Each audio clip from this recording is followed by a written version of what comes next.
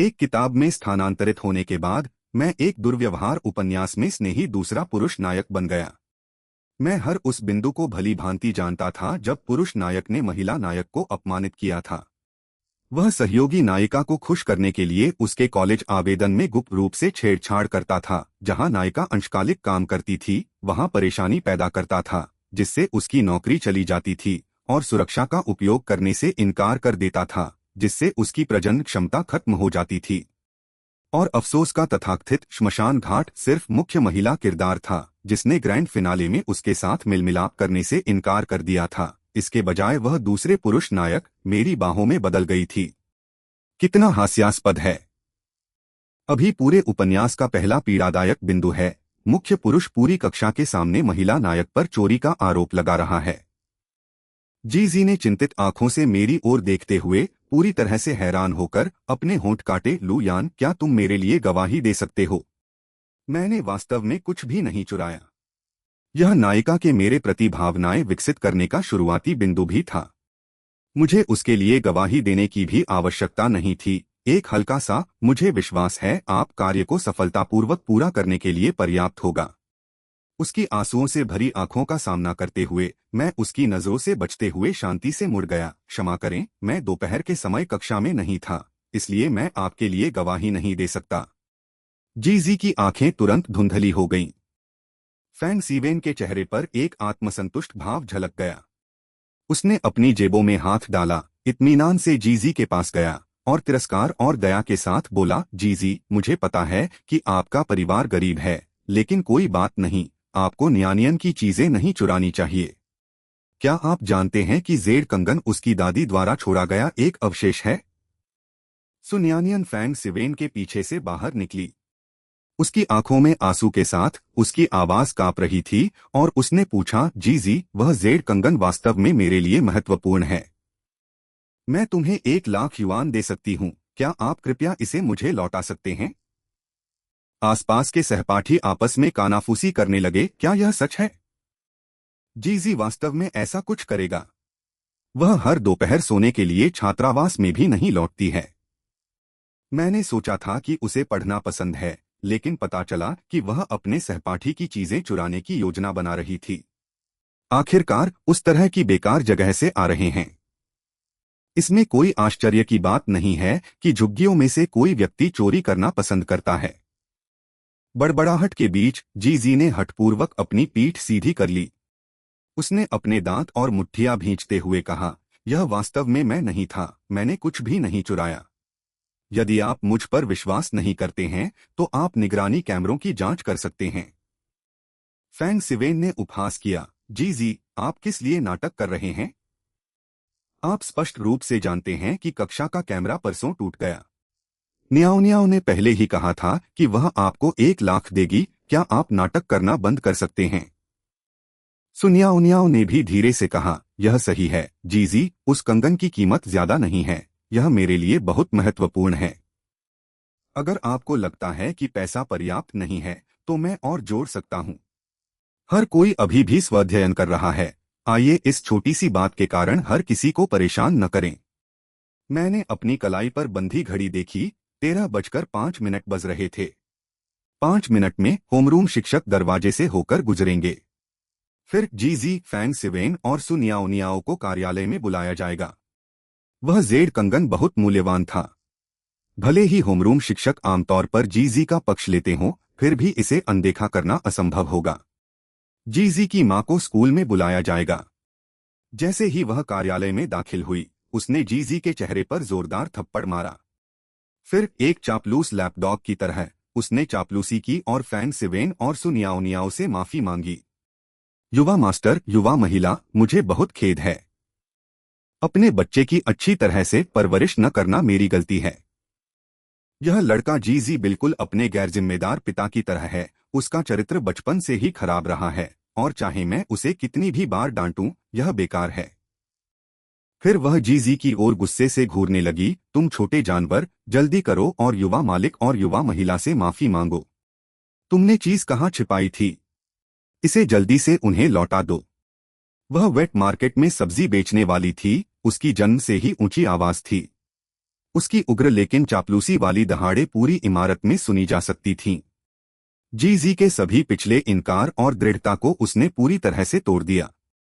भले ही सुनियाओ का बटलर अगले दिन स्कूल आकर माफी मांगे और कहे कि कंगन बेडरूम में पाया गया था, लेकिन इसका कोई फायदा नहीं होगा। जी को पूरी तरह से बुरे चरित्र और गंदे हाथों वाला एक व्यक्ति वह जहां भी जाता, फुसफुसाहट और गपशप उसका पीछा करती। और इसके लिए फैंग सीवेन की माफी उसके लिए पूरे सेमेस्टर के लिए नाश्ता लाने से ज्यादा कुछ नहीं थी।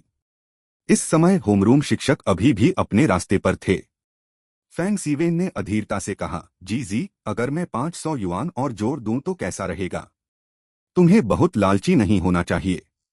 निगरानी कैमरा ठीक काम कर रहा है। वह ठिठक गया, क्या?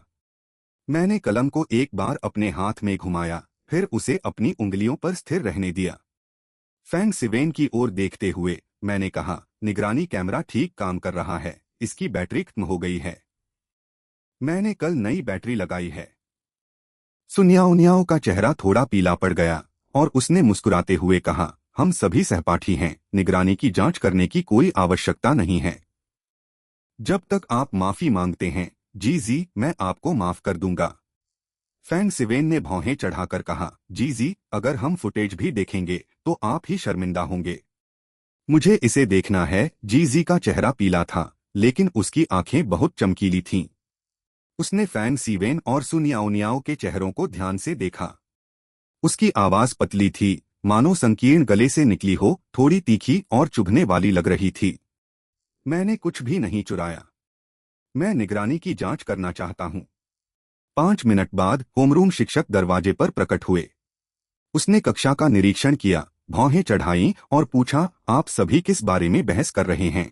पूरी कहानी सुनने के बाद उन्होंने अन्य छात्रों को स्वाध्ययन करने का निर्देश दिया। फिर उन तीनों को निगरानी फुटेज की जांच करने के लिए कार्यालय में ले गए। आधे घंटे बाद तीनों कक्षा में लौट आए। जी का चेहरा अभी भी कुछ पीला था, लेकिन उसकी पीठ सीधी थी।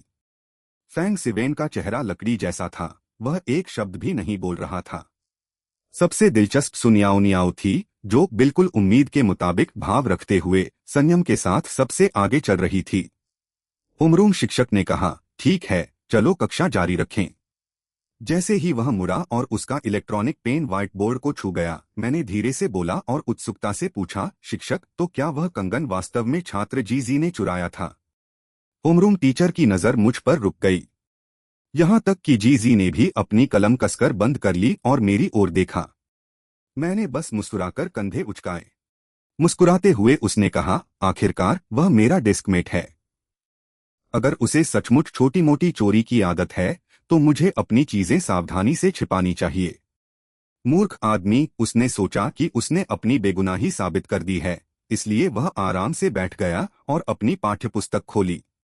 उसे कम ही पता था, सुनियाओ की अहंकारी अभिव्यक्ति के कारण वह अभी भी अपने सहपाठियों की नजर में एक चोर था। सुनियाओ ने कुछ कहने के लिए अपना गला साफ करते हुए भौहें चढ़ा लीं। इससे पहले कि शब्द बाहर आ पाते, एक और धीमी आवाज ने उन्हें दबा दिया। कंगन जी ने नहीं लिया था। फैंग सीवेन ने मेरी ओर देखा, प्रत्येक शब्द स्पष्ट रूप से कहा। वह पूरी दोपहर अपनी सीट पर बैठा रहा, कभी नहीं निकला। क्या ऐसा है? मैं इत्मीनान से मुस्कुराया, तो फिर ऐसा लगता है कि मुझे नए डेस्कमेट में बदलने की जरूरत नहीं है। सुनियाओ अचानक सिसकने लगी, उसके चेहरे से आंसू बहने लगे। यह सब मेरी गलती है। मैंने गलती से जी पर आरोप लगा दिया। मैंने सिर हिलाया, यह वास्तव में आपकी गलती है। बिना किसी कारण के इतनी महंगी चीजें स्कूल में क्यों लाए? आज आपने जी पर आरोप लगाया, कल आप किस पर आरोप लगाएंगे? जैसे ही ये शब्द बोले गए, कक्षा में तुरंत हंगामा मच गया।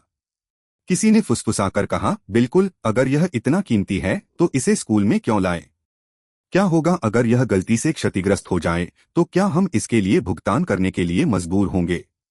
अभी जब वह उस अहंकारी चेहरे के साथ वापस आई तो मुझे सच में लगा कि जी ने इसे चुरा लिया है।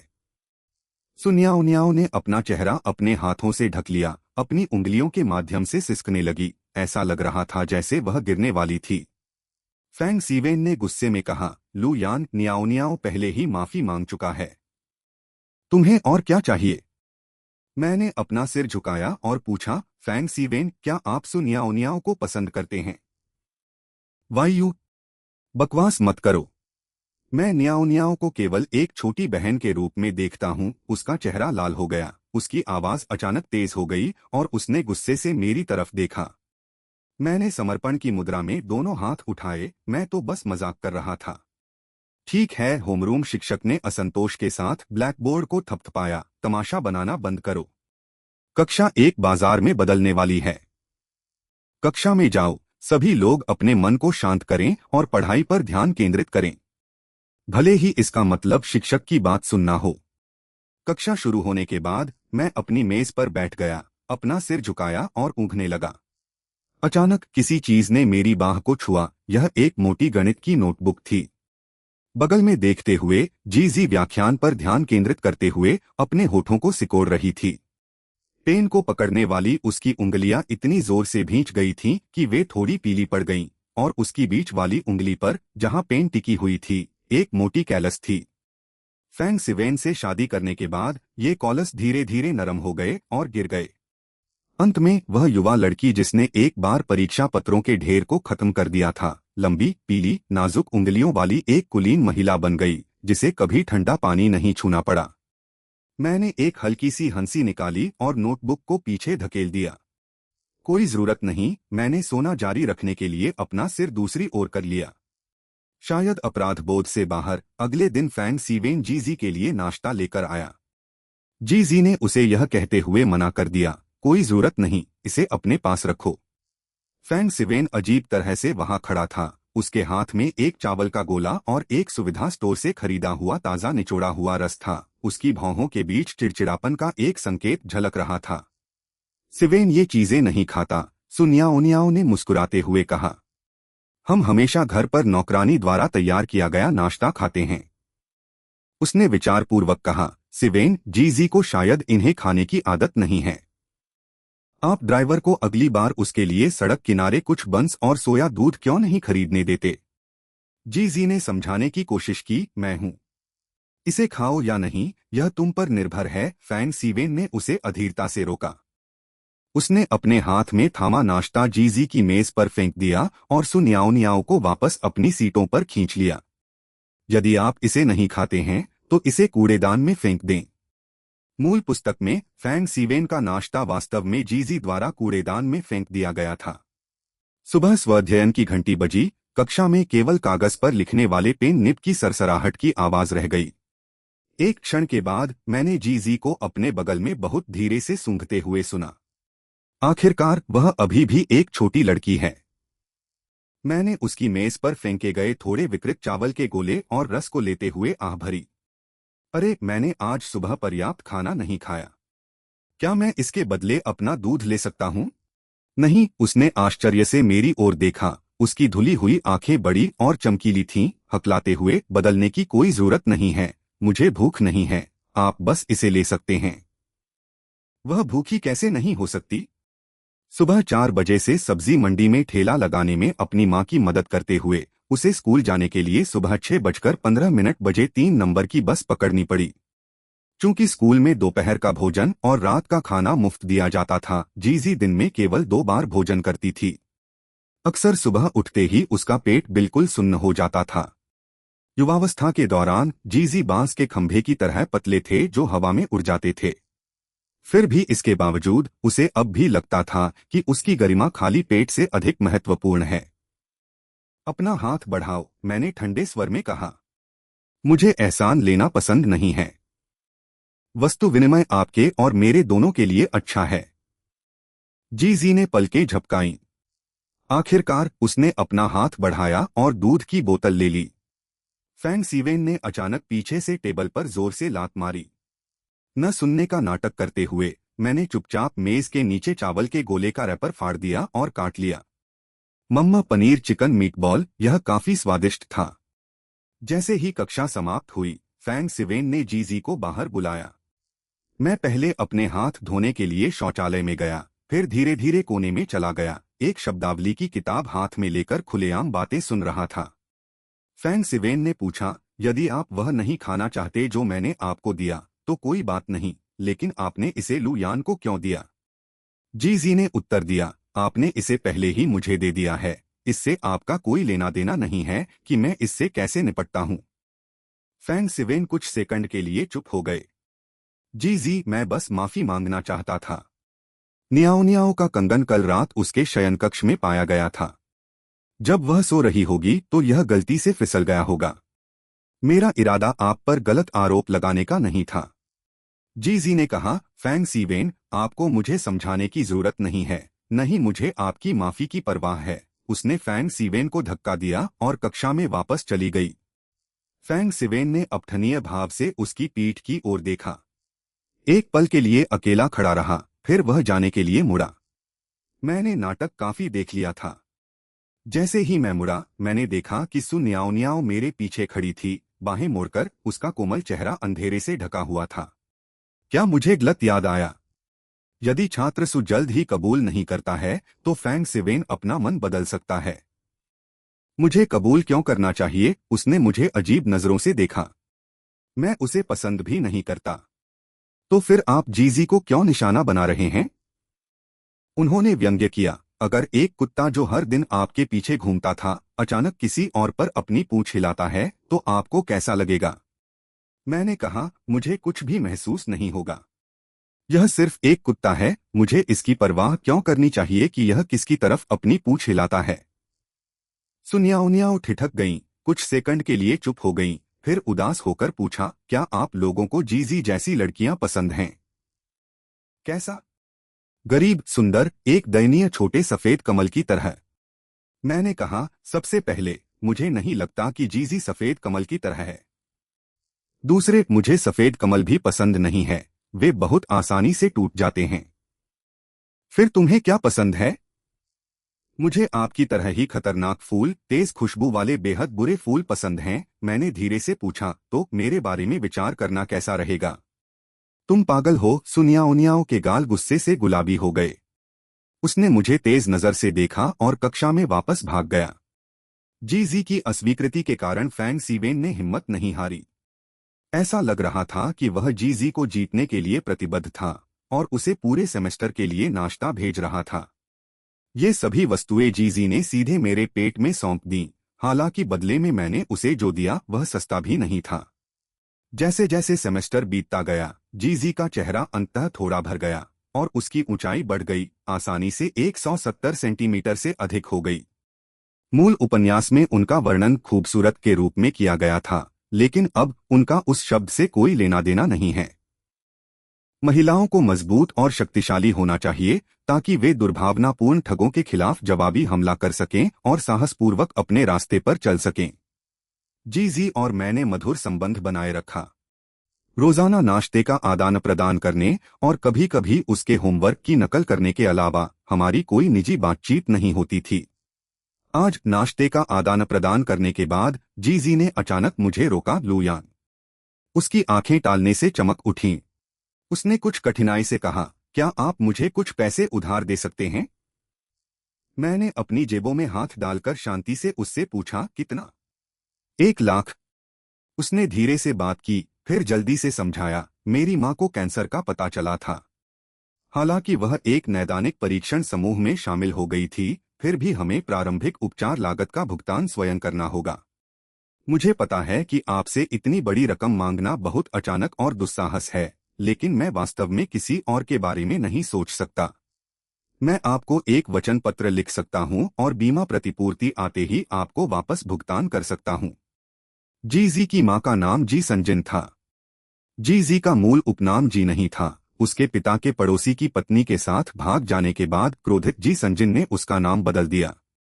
अपने आसपास के लोगों की गपशप से बचने के लिए जी संजिन युवा जीजी को ले गए और इस अपरिचित शहर में बसने के लिए अपना गृहनगर छोड़ दिया।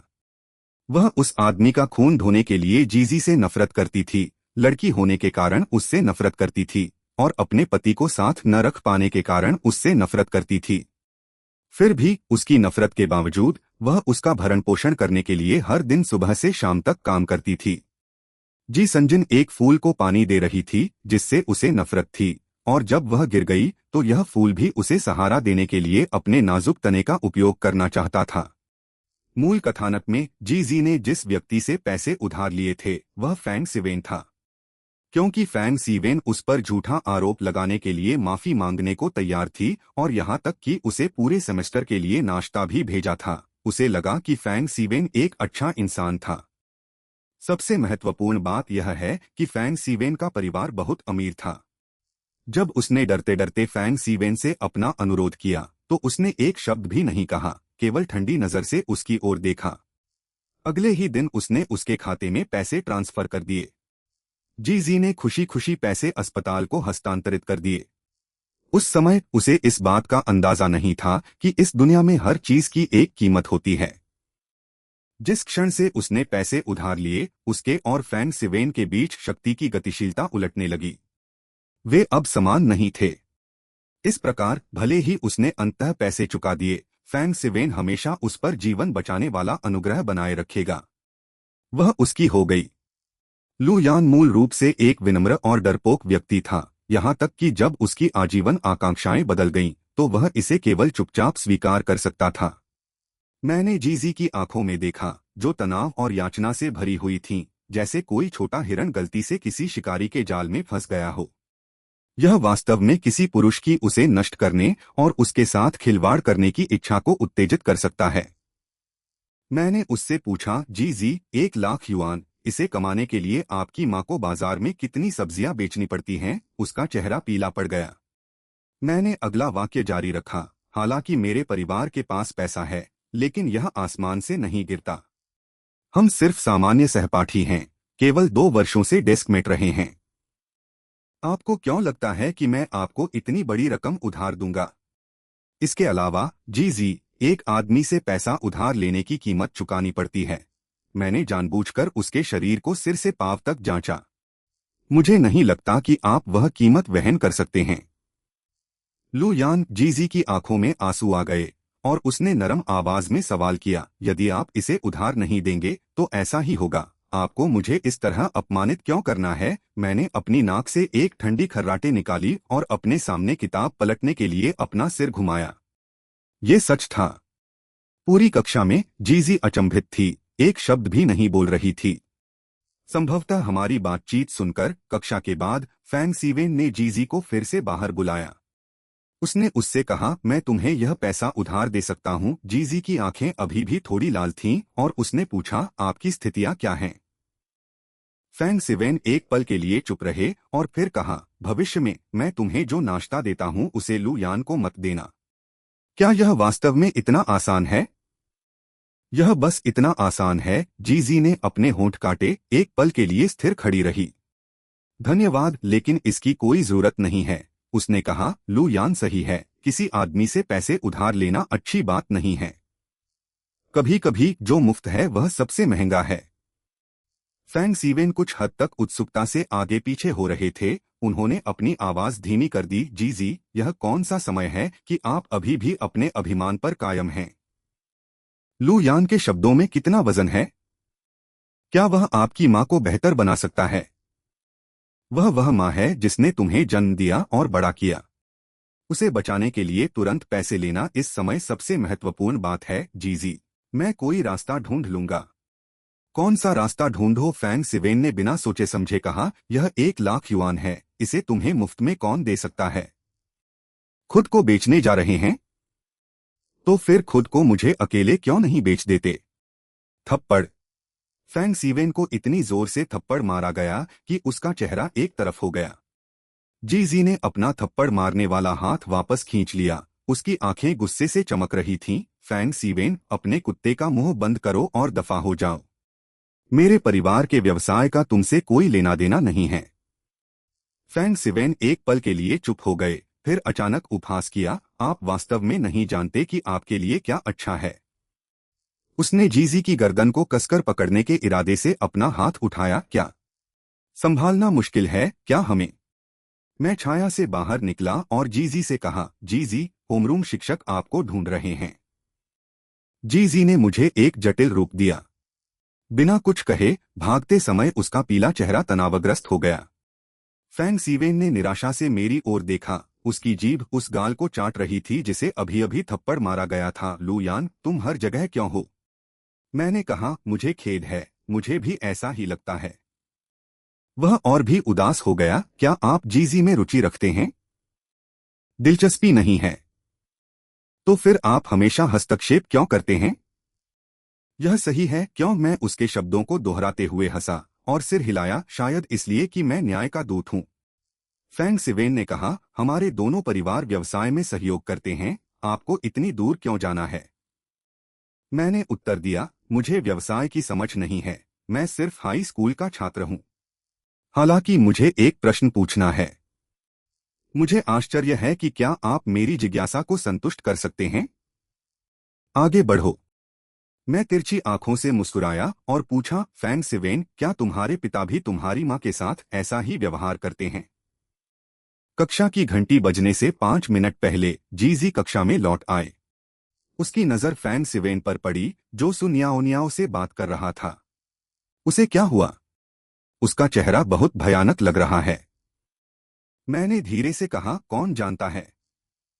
जीजी ने खुद को संभाला और मुझसे पूछा, लू यान, क्या तुमने होमरूम टीचर को मेरे परिवार की स्थिति के बारे में बताया? मैंने सीधे उत्तर नहीं दिया, केवल यह पूछा, वह तुमसे क्या चाहता था? जीजी ने कहा, उन्होंने मुझसे कहा कि मैं अब उस मामले के बारे में चिंता न करूं। खूब मेहनत से पढ़ाई करो, वह मुझे यह पैसा दिलाने में मदद करने का कोई रास्ता खोज लेगा। मैंने गुनगुनापन से जवाब दिया, बधाई हो, अब आपको हर जगह पैसे उधार लेने की जरूरत नहीं है।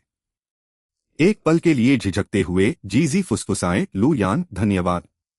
मैंने उसे नजरअंदाज करते हुए अपने होंठ सिकोड़ लिए। अगले सेकंड में मैंने अपनी जेब से अपना फोन निकाला और होमरूम शिक्षक को 1 लाख युआन हस्तांतरित कर दिए। शिक्षक ने पूछा, क्या तुम सचमुच नहीं चाहते कि मैं जीजी को बताऊं कि तुमने उसे यह पैसा उधार दिया था? मैंने उत्तर दिया, कोई जरूरत नहीं, आप शिक्षक हैं। यदि आप इसे दे दें तो बेहतर होगा।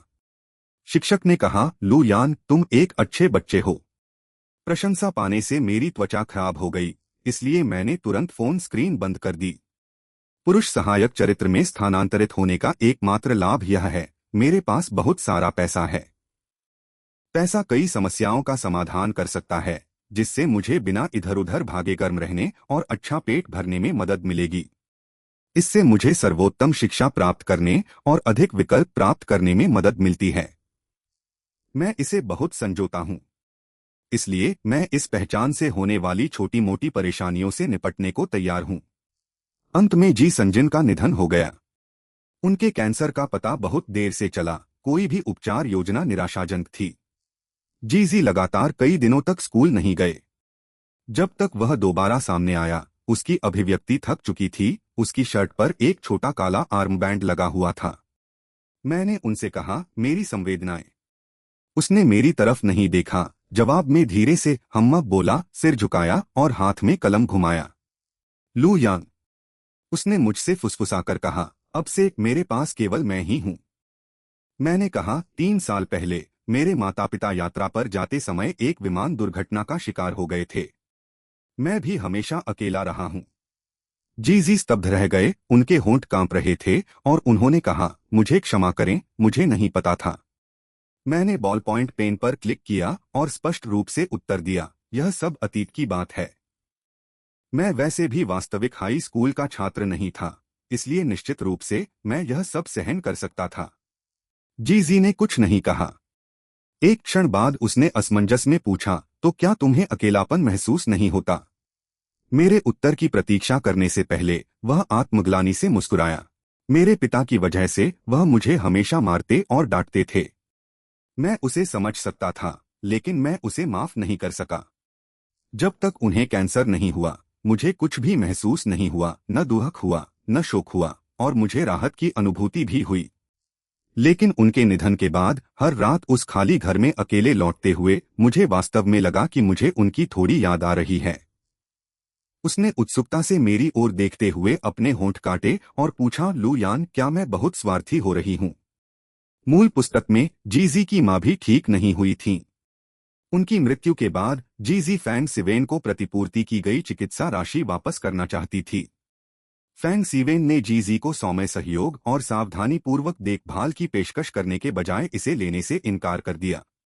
जब बारिश होती थी तो वह उसके लिए छाता लाता था, ठंड होने पर उसके लिए कपड़े खरीदता था और यहाँ तक कि दिन में उसके 3 भोजन का पूरा खर्च भी उठाता था। वह कोई चतुर शिकारी नहीं था, फिर भी उसने जीजी को, जिसने अभी अभी अपनी माँ को खोया था, सफलतापूर्वक अपने आलिंगन में ले लिया। वह जीजी से प्यार नहीं करता था, उसके प्रति उसका जुनून उस सेमेस्टर में कूड़ेदान में फेंके गए नाश्ते और अनगिनत ठंडे अस्वीकृतियों से उपजा था। जीजी उनसे बिल्कुल अलग व्यक्ति थे, एक संग्रहणीय वस्तु जिसे उन्होंने चाहा था लेकिन प्राप्त नहीं कर सके। लोगों में हमेशा उन चीजों के प्रति एक अजीब सा भ्रम विकसित हो जाता है जिन्हें वे चाहते तो हैं लेकिन पा नहीं सकते। फैंग सिवेन बिल्कुल ऐसे ही थे। वह जीजी के प्यार की लालसा रखता था, लेकिन इसे पाने के बाद उसने इस अनमोल प्यार को एक पुराने जूते की तरह त्याग दिया। आखिरकार क्या उसे सजा हुई? बिल्कुल नहीं। उन्हें अपने परिवार का साथ विरासत में मिला। उन्होंने जीजी को तलाक देने के बाद एक नई पत्नी से शादी की और कई बच्चों को जन्म दिया। लेखक ने फैंग सीवेन के अफसोस का वर्णन करने के लिए अनगिनत उत्कृष्ट तकनीकों का उपयोग किया। उन्होंने अपने बारे में लिखा कि वह अपनी खूबसूरत पत्नी का सामना कर रहे थे, जबकि उनका दिल उस गर्मी की याद में घूम गया, जीजी की पोनीटेल के बारे में सोचते हुए, जब वह उनके सामने बैठी थी। उन्होंने अपने जीवंत बच्चों को देखते हुए, फिर भी अनजाने में उस भ्रूण को याद करते हुए लिखा, जिसका जीजी ने गर्भपात कराया था। उन्होंने जीजी के साथ पुनर्मिलन के दौरान अपनी उदासी के बारे में लिखा, उसे जाने देने के लिए अपने दिल के दर्द को दबाया, जाने न देने का अफसोस और उदार होने का दिखावा करने का आशीर्वाद। कितना पाखंडी है!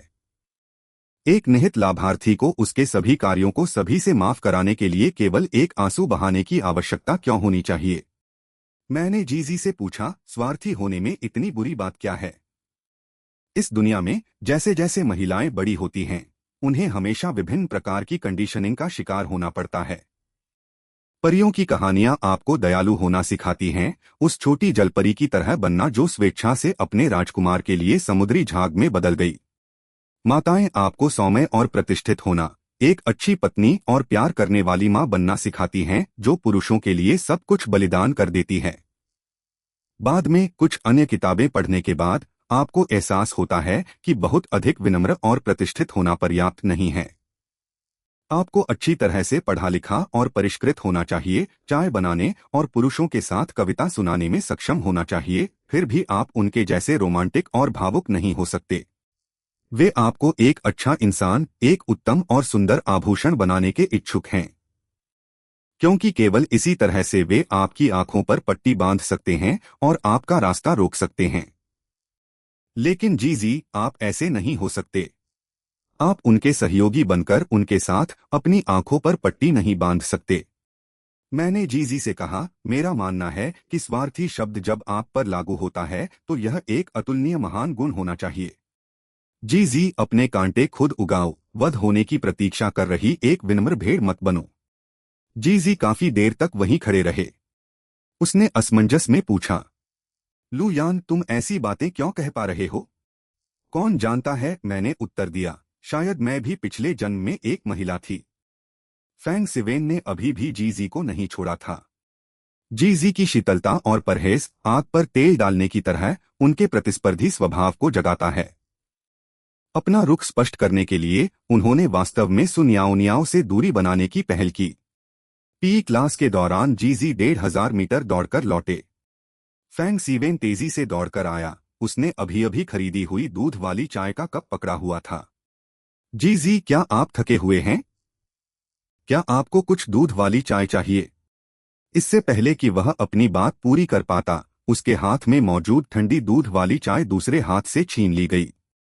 सुनियाओनियाओ ने दूध वाली चाय पकड़ी, उसकी आंखें तुरंत लाल हो गईं। सिवेंगेगे, क्या यह मेरे लिए तैयार नहीं है? फैंग सिवेन ने अपने चेहरे पर शर्मिंदा भाव दिखाया। वह एक पल के लिए झिझका और बोला, न्याओ न्याओ, मैंने इसे विशेष रूप से जीजी के लिए तैयार किया है। अगर मैं आपके लिए एक और कप खरीदूं तो क्या ख्याल रहेगा? कोई जरूरत नहीं है। जीजी बिना पीछे देखे सीधे उनके पास से गुजरे। व्यायाम करने के बाद ठंडी चीजें पीना अच्छा नहीं है। इसके अलावा अगर मैं पीना चाहता हूं तो मैं इसे खुद खरीदूंगा। फैंग सिवेन ने जल्दी से कहा, फिर न्याओ न्याओ, तुम यह कप पी लो। जी मुझे इसके बदले एक गर्म कप खरीदने दो, ठीक है। जी ने उस पर कोई ध्यान नहीं दिया और पढ़ाई जारी रखने के लिए सीधे कक्षा में वापस चला गया। फैंग सिवेन ने निराशा में अपना सिर पीछे घुमाया, तभी उसकी नजर सु नियाओ नियाओ के मुस्कुराते चेहरे पर पड़ी। नियाओ नियाओ। फैंग सिवेन, क्या आप जानते हैं? सु नियाओ नियाओ ने दूध वाली चाय का कप पकड़ा और धीमी आवाज में कहा, मुझे वास्तव में इससे नफरत है जब दूसरे मुझे अपना बचा हुआ खाना देते हैं। इससे मुझे बहुत घटिया महसूस होता है। उसने जाने दिया और दूध वाली चाय का कप पानी के गुब्बारे की तरह फूटकर जमीन पर गिर गया। गर्म तरल पदार्थ सभी दिशाओं में बिखर गया। वह फैंग सिवेन को पार करते हुए शैक्षणिक भवन की ओर चली गई, जिससे वह वहां स्तब्ध और अकेला खड़ा रह गया। कॉलेज की प्रवेश परीक्षा समाप्त होने के बाद फैंग सिवेन असफल होने के कारण हांगकांग में अध्ययन करने चले गए। सु नियाओ नियाओ को बीजिंग फिल्म अकादमी में भर्ती कराया गया था। इस बार कोई भी जी की आकांक्षाओं को नहीं बदल सका, उसके जीवन की तो बात ही छोड़ दें। जिस दिन उसे प्रवेश पत्र मिला, जी ने मुझे फोन किया। उसकी आवाज में एक अदम्य उत्साह था। लुयान, मैं यूनिवर्सिटी में आ गया। मैं बालकनी में गया, रेलिंग के सामने झुक गया और उसे बधाई दी। जी ने ध्यान से मुझसे पूछा, लुयान, तुम कॉलेज कहाँ जाने की योजना बना रही हो? आज रात की चांदनी खूबसूरत थी। मैं कुछ और शब्द कहने के दुर्लभ मूड में था। यूके जा रहा हूं। यह सुनकर जी चुप हो गए। रेखा के दूसरे छोर पर केवल उसकी हल्की सांसें रह गईं, मानो वह कुछ रोक रही हो। मैंने धैर्यपूर्वक उसके बोलने का इंतजार किया। आखिरकार उसने भर्राई आवाज में पूछा, क्या हमें फिर कभी मिलने का मौका मिलेगा? मैंने धीरे से आह भरी, जी ठीक है, मैं समझता हूं। जी की आवाज अचानक थोड़ी तेज हो गई, लेकिन फिर वह फिर से शांत हो गई। उसकी आवाज थोड़ी कांप रही थी। अगर हम दोबारा नहीं मिल सके, लुयान, मैं तुम्हारे लिए हमेशा शांति, खुशी और सहजता की कामना करता हूं। उसने फोन रख दिया। मैं कुछ सेकंड के लिए स्तब्ध होकर अंधेरे में खड़ा रहा। अचानक मेरे फोन पर 1 लाख की जमा राशि के लिए एक बैंक अधिसूचना प्राप्त हुई, जिसमें लिखा था, धन्यवाद।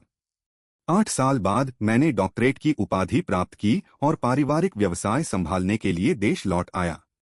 अचानक याद आया कि मुझे कुछ सत्यापित करने की आवश्यकता है। मैंने अपने लंबे समय से अप्रयुक्त क्यू खाते में लॉग इन किया।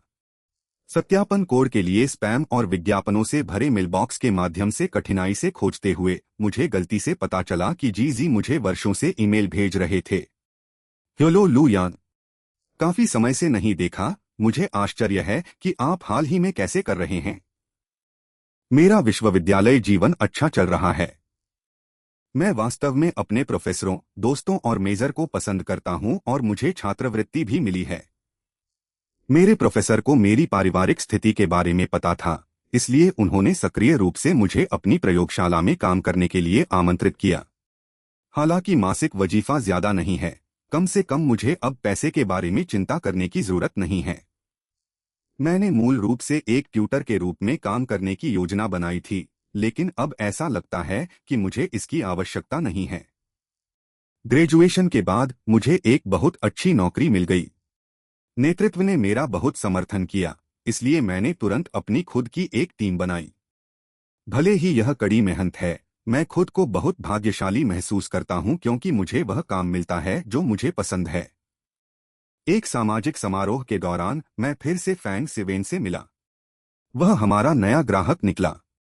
वह पहले की तुलना में बहुत अधिक चिकना दिखता था, लेकिन उसका व्यक्तित्व अब भी उतना ही अप्रिय था। उसने मुझसे गुप्त रूप से यह भी पूछा कि क्या मैं उसे अपने साथ रखना चाहता हूं। मैंने सीधे उसके चेहरे पर शराब का एक गिलास फेंक दिया। अगले दिन मैं अपने बॉस के पास अपना त्यागपत्र लेकर आया, लेकिन मेरे बॉस को यह मंजूर नहीं था। उन्होंने मुझसे चिंता न करने को कहा और कहा कि कंपनी कभी भी अपने कर्मचारियों को नहीं बेचेगी। निश्चित रूप से कुछ दिनों बाद उन्होंने मुझे काम पर लौटने के लिए कहा, यह कहते हुए कि कंपनी ने फैंग सिवेन के साथ अपनी साझेदारी समाप्त कर दी है। यह बहुत अद्भुत है, लुयान। मैंने उसे धन्यवाद दिया और मैंने अपनी बहादुरी को भी धन्यवाद दिया। लेकिन मैं जिस व्यक्ति को सबसे अधिक धन्यवाद देना चाहता हूं वह हमेशा आप ही रहे हैं। यह आप ही थे। आपने ही उन संक्षिप्त 3 वर्षों के दौरान मेरे चरित्र के सबसे लचीले मूल को आकार दिया, जिससे मुझे उसके बाद अनगिनत जीवन विकल्पों में अपना रास्ता चुनने का साहस मिला। आज रात मैंने एक सपना देखा। मैंने सपना देखा कि हाई स्कूल में मैंने फैन सीवेन की स्वीकारोक्ति स्वीकार कर ली। जो मेरे लिए सबसे अच्छा था उसे करने की आड़ में उसने मेरे कॉलेज के आवेदनों को बदलने का जिम्मा अपने ऊपर ले लिया, जिससे मुझे उसके साथ उसी क्षेत्र में पढ़ाई करने के लिए मजबूर होना पड़ा। मुझे वह विषय नापसंद था, इसलिए मेरे कॉलेज के वर्ष अचंभे में बीते। ग्रेजुएशन के बाद मैंने उससे शादी कर ली और एक गृहिणी बन गई। यहाँ तक कि उसकी वजह से मेरा गर्भपात भी हो गया और मैं हमेशा के लिए मां बनने की क्षमता खो बैठी। कितना भयानक दुःस्वप्न है। वैसे मेरे सपने में फैन सिवेन हकीकत में अलग था। वह आपकी वास्तविक स्थिति से अधिक मुस्कुराया और मेरे प्रति अधिक सौम्य था। वह एक स्पंज की तरह था, एक अच्छे स्वभाव वाला व्यक्ति जो कभी क्रोधित नहीं होता था। वह एक पहेली टुकड़े की तरह था जो उस सपने में मेरी बिखरी हुई जिंदगी को पूरी तरह से ठीक कर रहा था। यह इतना उत्तम था कि यह नकली लगा। जब मैं चौंक कर उठा तो मुझे अविश्वसनीय राहत महसूस हुई। भगवान का शुक्र है कि यह सिर्फ एक सपना था और भगवान का शुक्र है कि आप वह नहीं हैं। अपना कॉफी कप पकड़े हुए मैं शाम से लेकर सुबह तक देखता रहा। मेरा माउस आखिरी ईमेल पर मंडराता रहा। इसे पिछली सुबह 7 बजे भेजा गया था। जैसे ही मेरी घर वापसी की उड़ान रुकी, मैंने इसे खोलने के लिए क्लिक किया। अंदर केवल एक पंक्ति थी, क्या हम फिर मिल सकते हैं। नीचे फोन नंबरों की एक श्रृंखला थी। ईमेल एक अद्भुत चीज है। यह आपको कापति अभिव्यक्ति, मुड़े हुए कागज और दूसरे छोर पर बैठे व्यक्ति द्वारा गलती से गिराए गए आंसुओं को देखने से बचाता है। आप केवल औपचारिक, कठोर शब्द और चमकता कर्सर देखते हैं, जिससे आप बिना किसी अपराध बोध के डिलीट पर क्लिक कर सकते हैं। एक क्लिक से मैंने अपना इनबॉक्स खाली कर दिया। दोबारा मिलने की जरूरत नहीं है। यह दुनिया विशाल है और जीजी उसकी अपनी नायिका है। उसके पूरे जीवन को एक पुरुष नायक या दूसरे पुरुष नायक की पसंद तक ही सीमित रखने की आवश्यकता नहीं है। वह अनगिनत नए लोगों से मिल सकती है और अनंत नई संभावनाओं को अपना सकती है। यही मैं जीजी को बताना चाहता हूं और यही मैं खुद से भी कहना चाहता हूं। अलविदा जीजी। कृपया आगे चलें और कभी पीछे मुड़कर न देखें।